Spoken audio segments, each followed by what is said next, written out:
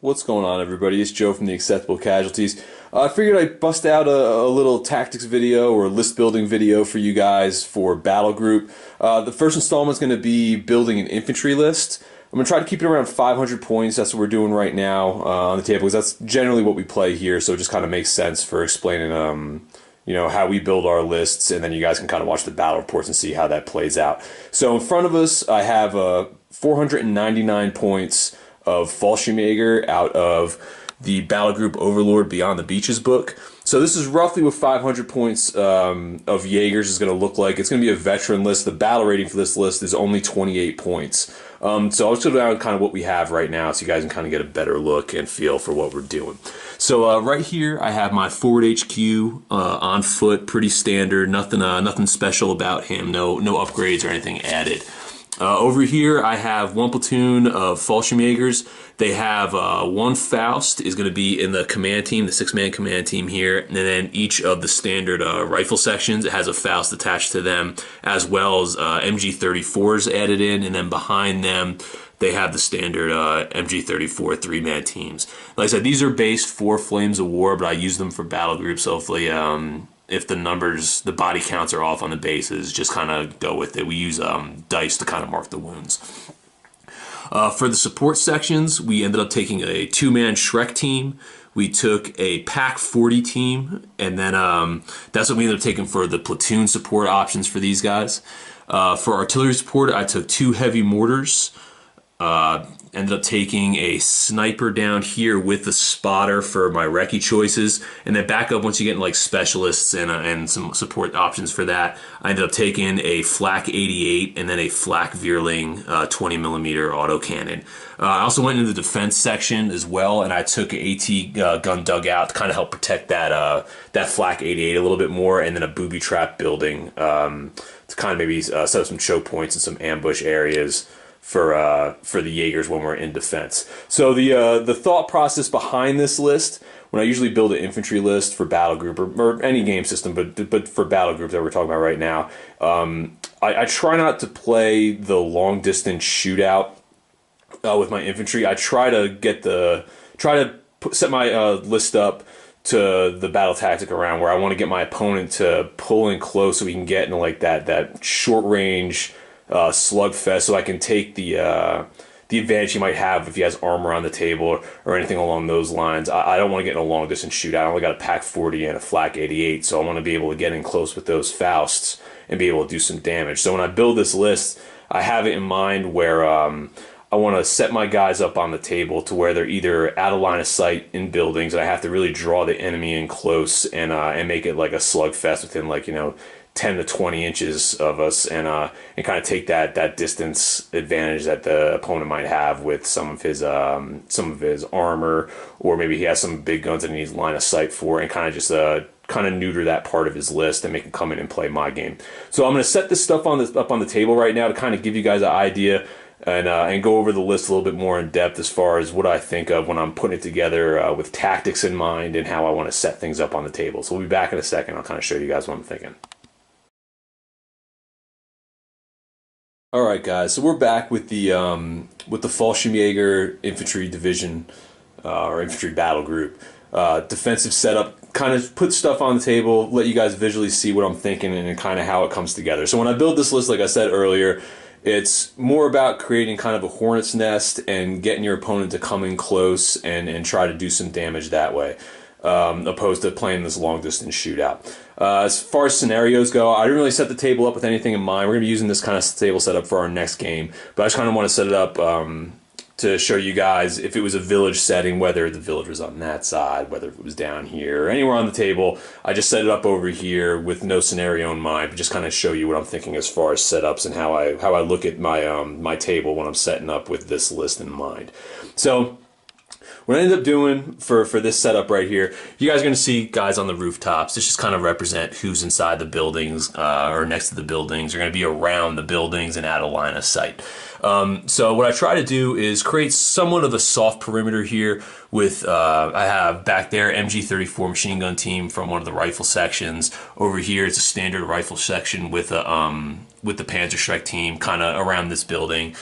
In the middle over here, I have the platoon command supported by one of the rifle sections there as well. Both of those guys have Faust, so it's kind of like a strong point in the middle of the perimeter of the village to kind of deal with any armor that might get a little crazy when I want to push their way up. I have something here, as well as I have the platoon command where I can use, they have a lot of lanes of sight going across the table in all these different directions. You guys can look through over here, so I can drop my mortar support pretty much anywhere I might need it without having to really worry about exposing these guys too much. Going down around the fence line over here, I have another rifle team. Like I said, they're all loaded with MG34s and Panzerfaust, so they can kind of deal with any threat that comes in that's dumb enough to get close enough. Next to them in the little hut over there, I have my sniper team. I put them over here with the intent to kind of just maybe take out some specialists or anything that comes to the side of the table. But the thought process is also, this is only a two-man team. It's kind of, it's not going to be priority A #1 to get taken out at this point. So I can use these guys to maybe move over here, kind of just work on the open parts of the table and really try to take out some infantry or special units that might come in from this flank over here. They're supported by the MG section from one of the rifle platoons over there. And in the back, I have my mortars. It's separated far enough to where if a bombardment comes in, I don't have to worry about losing both of them and getting pinned.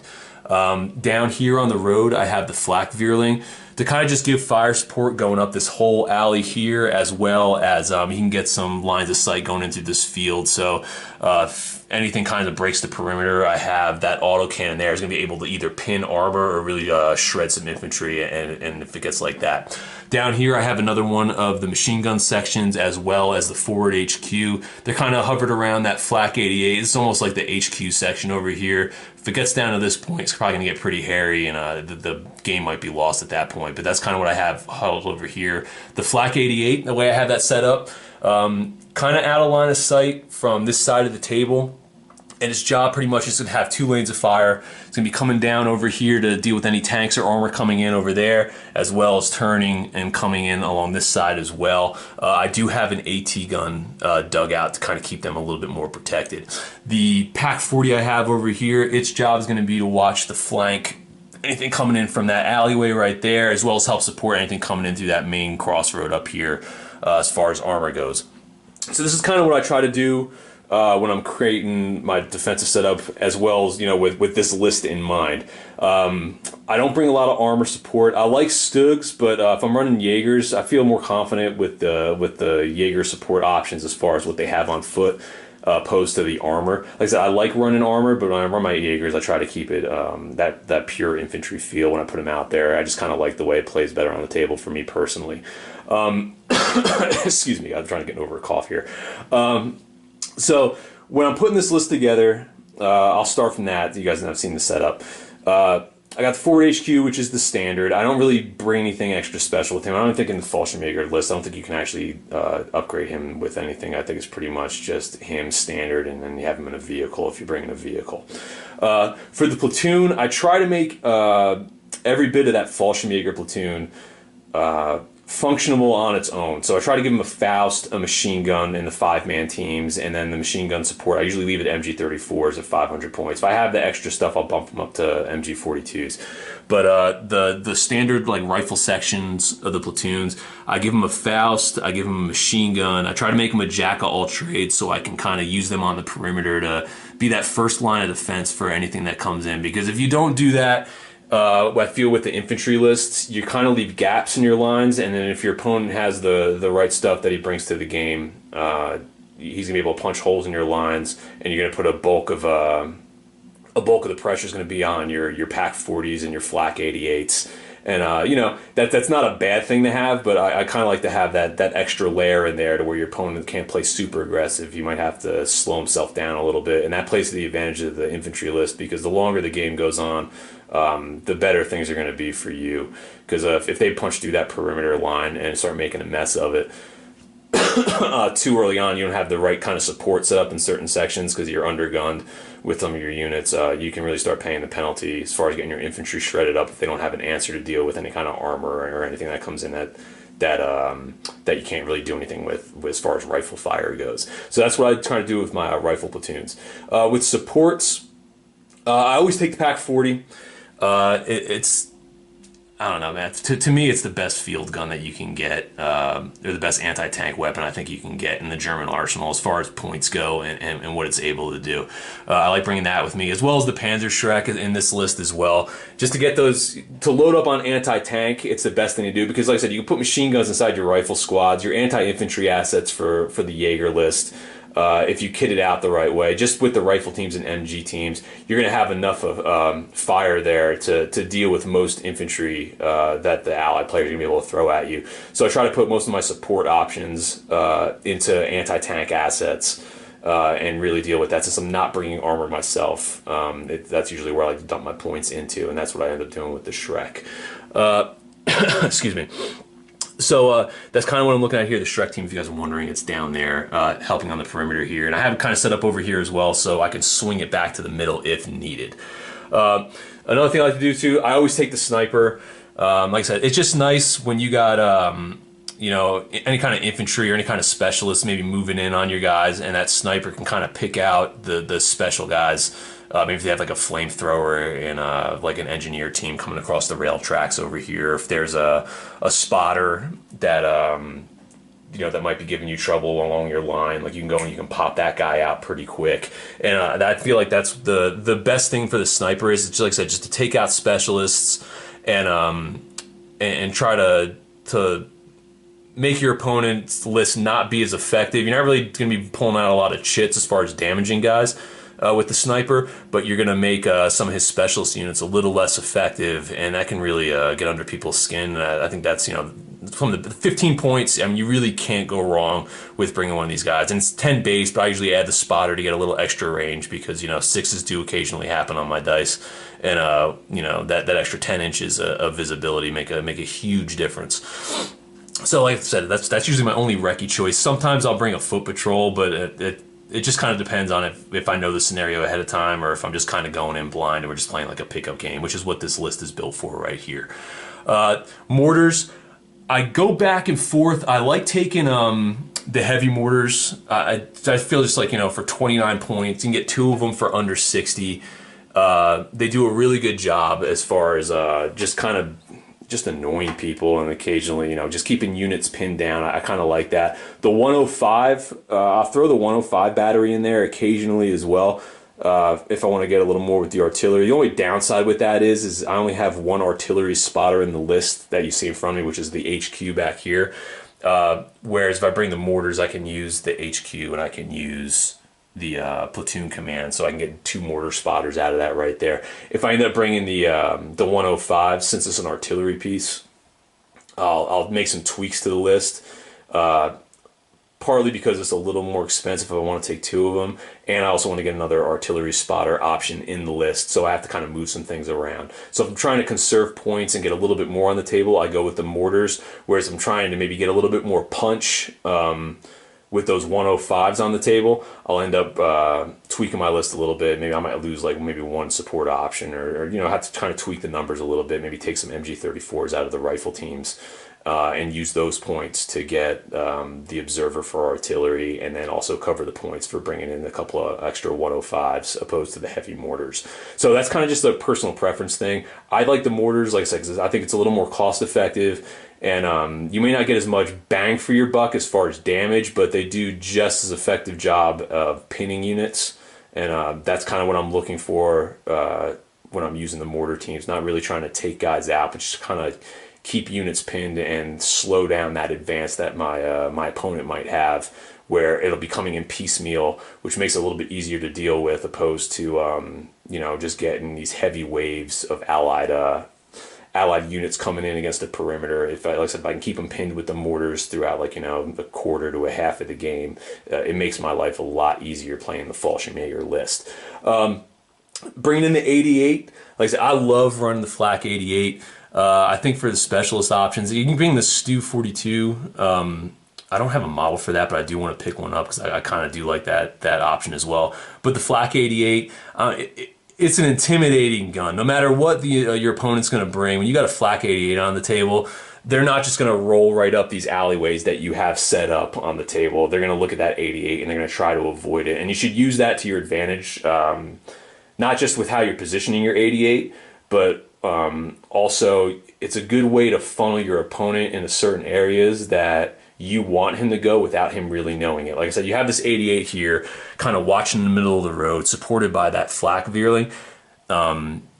They might not want to come down this alley. You know, they're going to see the Shrek over there, all this. This is going to look bad news. Now, at first point, they'll be like, okay, well, I'm not going to go there. I'm going to think something else. They might decide to push around here. This might be exactly where you want to push them, because then you have that Pack 40 sitting over there. Yeah, the Flak 88 may be out of line, but with the Pack 40 sitting over here, and if you can funnel everybody into there, like I said, you got the Panzer Shrek in there, you got some Fausts, you got another Faust sitting right back over there. You can maybe, with that in mind, you might want to pull some infantry down and kind of create a kill zone sitting right over here. So you can use the 88. I like it for multi-purpose, like I said, because it can shred anything, and it's also a great area deterrent. And by doing that, you can, if you plan ahead with your deployment and really put some thought into it, you can use that one piece on the table to kind of funnel your opponent into some areas where terrain might be a little more advantageous to you, and the infantry list that you're running, kind of like push them into, you know, the crossfire kill zones with your ambushes set up, or maybe you have some guys kind of hidden out of line of sight where your opponent's going to know where they are, but they can't hit them, so they have to come through a certain area to get to them. And you know, you can kind of funnel them in there, and you just make an absolute mess of it. So, you know, I like taking 88, like I said, for the reasons I just said. I try to put it in all my Jaeger lists, or any kind of infantry-based list that if I'm running Germans in there. Like I said, it's a multifunctional tool as far as what it can do, as far as damage goes, and how it can make your opponent rethink his plan of attack when you get it on the table. So this is kind of what I'm looking at for my list for Jaegers, and just kind of specialist infantry in general. Same thing I think would apply to any kind of like paratrooper list or veteran list.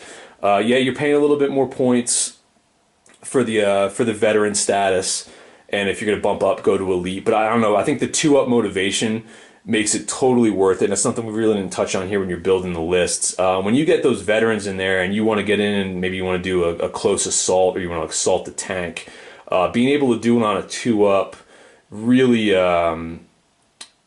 it really takes the chance of things going wrong out of the equation, and it makes these guys very reliable as far as you know, at defending goes, being able to do, like, you know, close range counter assaults, or if somebody gets a little overzealous with some of their tanks and it puts you in short range to be able to move up and maybe get an assault off with anti-tank grenades or anything like that. Not necessarily for the Jaeger list, but we're say maybe like, you know, British powers or something along those lines.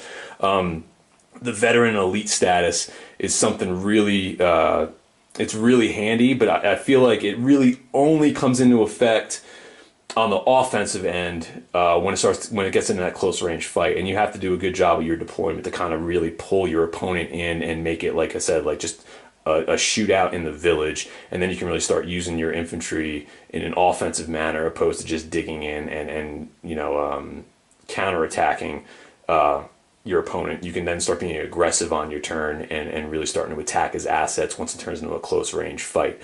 At long distance, the veteran status and elite status, it's good. I mean, it's great because you're not going to get pinned as much. You know, you're rolling on a 2-up. You're not going to have units that are out of the fight and you have to pull a chit for, which is really nice to have too, as far as you weathering the storm early on in the game. But I think when you're running an infantry list, it really plays to your strengths.